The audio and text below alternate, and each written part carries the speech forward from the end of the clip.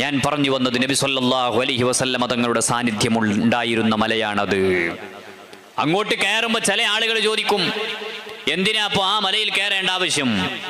വേറെ ഹിറായിലേക്ക് പോകുമ്പോൾ ചോദിക്കും, എന്തിനാ ഹിറയിൽ കയറാൻ റസൂൽ പറഞ്ഞിട്ടുണ്ടോ? വേറെ സൗർ മലയിലേക്ക് കയറുമ്പോൾ ചോദിക്കും, അങ്ങോട്ട് കയറാൻ റസൂൽ പറഞ്ഞിട്ടുണ്ടോ?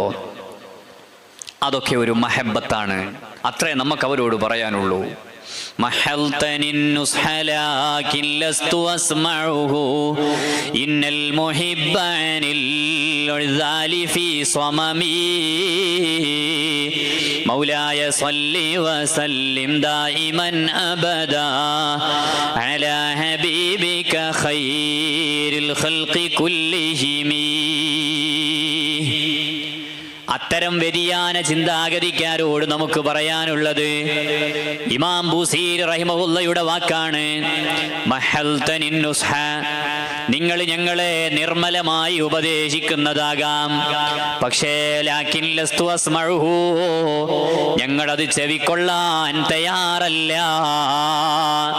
കാരണം എന്തേ? ഇന്നൽ മുഹിബ്ബനിൽ ഉദാലി ഫീ സ്വമമീ,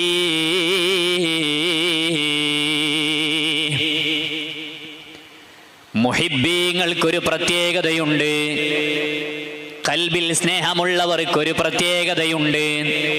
അവരെ ആര് ആക്ഷേപിച്ചാലും ആര് ഇത് വേണ്ടാന്ന് പറഞ്ഞാലും അവർ ചെവിക്കൊള്ളാൻ തയ്യാറാകാറില്ലല്ലോ.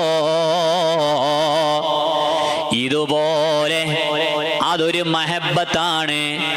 അറഫയിലെ ജബലുർ റഹ്മയിൽ കയറുന്നത് നബി സല്ലല്ലാഹു അലൈഹി വസല്ലം തങ്ങൾ കയറിയ മലയാണത്.